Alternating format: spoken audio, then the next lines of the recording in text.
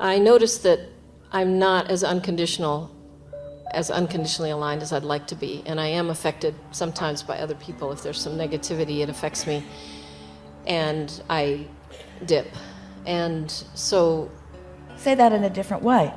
I'm focused in a world of variety, and sometimes by my observation, I focus for a long enough period of time that my guidance system lets me know that I'm taking a little bit of a vibrational dip. Mm-hmm. Always an advantage in that, because there's always a clarification that comes from it. But my intention is to catch it in the earlier subtle stages, right, so that I have more control over how I feel within the conditions. Because, we're speaking for you, I don't want to withdraw from situations in order to maintain vibration. I want to learn to maintain vibration in all situations. Right. Otherwise, you're running and hiding from situations or from people or from subjects. Yes. And then your world gets smaller and narrower rather than broader and more expanded. You don't want to train yourself to a sensitivity that means run and hide. You want to train yourself to a sensitivity that means align. Align. There isn't anything that your inner being doesn't have the ability to look at and stay in alignment about. And the same is true of you. And so the way I'm going to do that is something's going to be said that affects me, and I'm going to find something that about the same subject. Well, maybe, but works. by then there's enough momentum that has taken place that it's unlikely that you're going to do anything about solving it in the moment. You're probably just going to take a vibrational hit on it. In other words, you're going to feel the emotion, and whatever is underway will undoubtedly continue to be underway.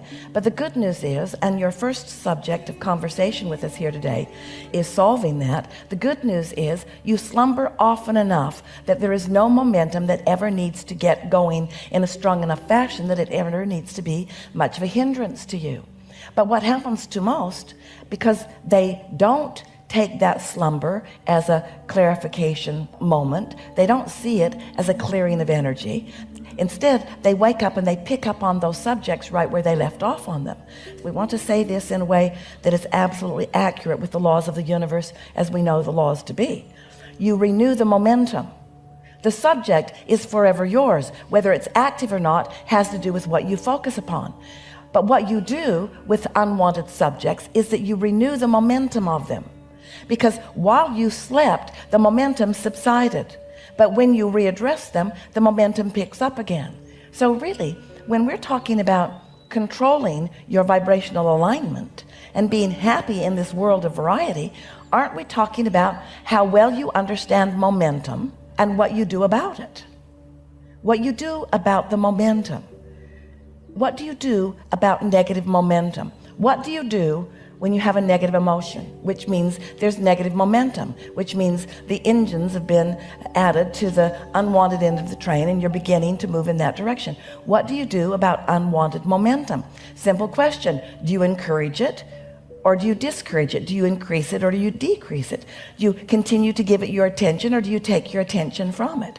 So when you first get up in the morning, there's not any attention that has been on anything. Now, the first attention you give to something is going to give you a subtle awareness of what you're doing with your momentum and which direction your momentum is going. Is it in the direction of your desire or against your desire? Is it allowing or is it resisting?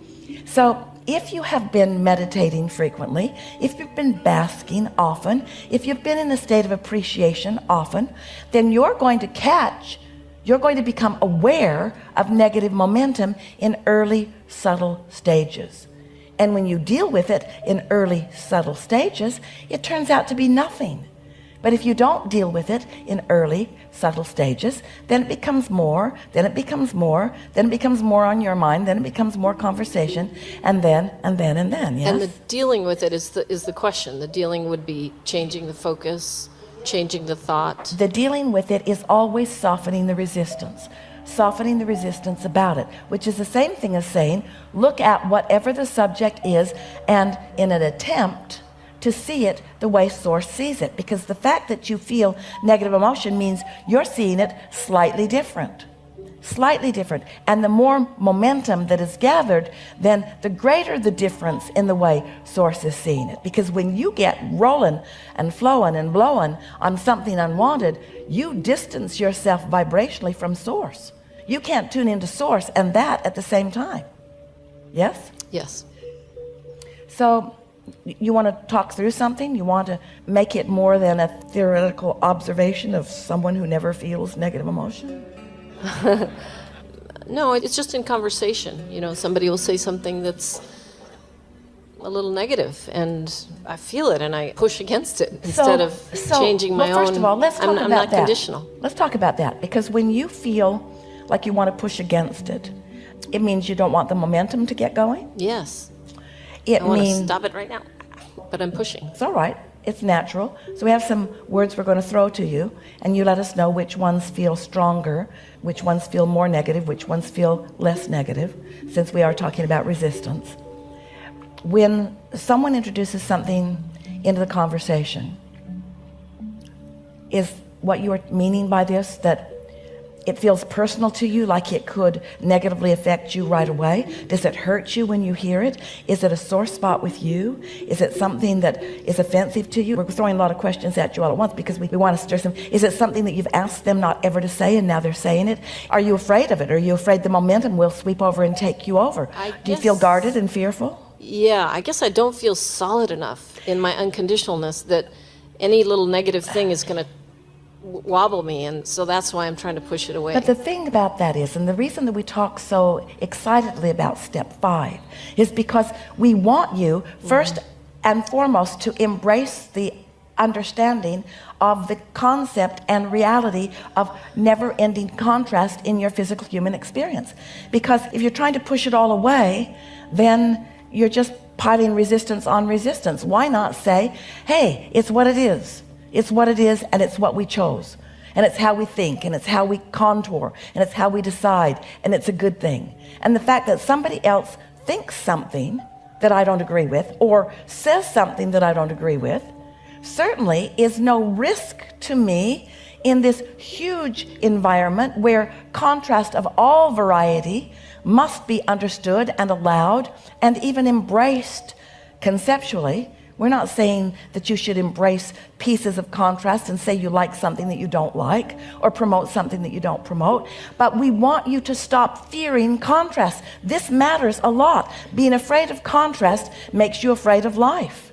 Being afraid of contrast makes you not accepting why you're here in this environment where contrast exists. We want you to laugh about contrast and be interested about contrast and allow yourself to have conversations about variety in order to help you decide what you want. Esther and friends were having lunch in several cities. And in the last city, there was a very interesting man who was their escort around the city. He was leading them from place to place. And he opened some conversations that Esther found really fascinating. She really wanted to go further with him. But they were somewhat of a very general political nature. He was talking about things around the world, not pinpointing anything. But Esther felt like he was taking their political temperature just a little bit. And Esther was fascinated to watch how carefully he maneuvered as to not get anything going in a direction where there would be offense taken, but wanted to say enough to find out who these very interesting people were. And Esther wanted to find out who this very interesting person was as well. You see, there's a big world full of lots of thinkers that have knowledge that will expand your knowledge. And further, the combination of what they know and the combination of what you know is the best of all of the worlds, you see. So when you acknowledge that what others think and what they believe and even what they do is not a threat to you, not whatsoever, because you're able to know by the way you feel whether it poses a threat to your vibrational stability or not. And that really is the way you are entertaining this conversation. In other words, you talk about how it makes you wobble a little bit and you don't want it to be a threat to your own stability. We just want you to know it cannot be. Certainly not at this stage of your vibrational, conscious, deliberate evolution. So why not just enjoy differences? You see, if you're not somebody who is running around trying to change minds, but instead you're someone who's looking for opportunity to blend your mind in a more interesting, more expansive, more valuable way, then you could find value, not just interest, but value in every conversation with every single person on every single subject, because no one can think for you.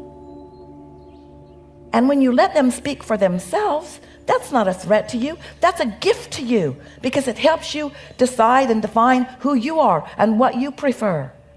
Just like looking through beautiful shops or through beautiful gardens or through beautiful buildings. Oh, the stimulation has been magnificent on this voyage, hasn't it? Of course, they were all beautiful. Oh, say again? They were all beautiful in the examples you just said, you know. Beautiful buildings, beautiful gardens, beautiful. Oh, there were streets with trash in them. There was garbage everywhere. There were some streets where you held your nose when you walked on them. There was some food that didn't taste as good as some other food.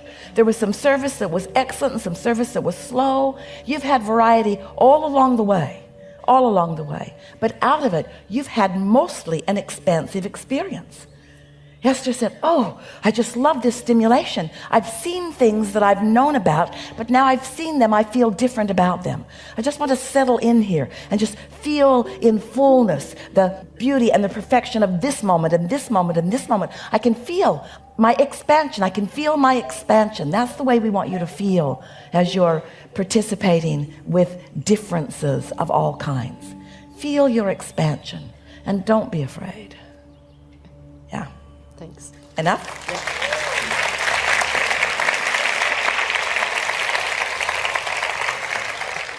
Yeah. Today you've really been talking about this rumble strip analogy. Yes. And I really like it. And Which is the analogy that means tend to your vibration when you can do something about it. Don't wait until the momentum is so strong that you can't do something about it in this moment. It'll just keep you in balance more of the time. And it also points out that you easily do it in other aspects of your life. Why not get to the place where you're easily doing it relative to this thing that matters so much? Yes. Yes. So obviously we don't want to end up in the ditch. So even though you could get out. Absolutely. Agreed. And even though some of you like the drama of the ditch. Absolutely. So how can we make sure that we're hearing the rumble strip? There are some ways. One of the ways, the reason that we teach meditation is because the difference between a nap and meditation is that when you meditate, you release resistance. And the reason you release resistance is because you quiet your mind. And when you quiet your mind, you release thought. And when you release thought, you release resistant thought. So your vibration just naturally rises, and you can feel it happen. It's a more lasting change in your vibrational frequency. So if you meditate every day so that you are consciously aware of the shifting upward of your vibration, then you are more aware when you begin to deviate from it.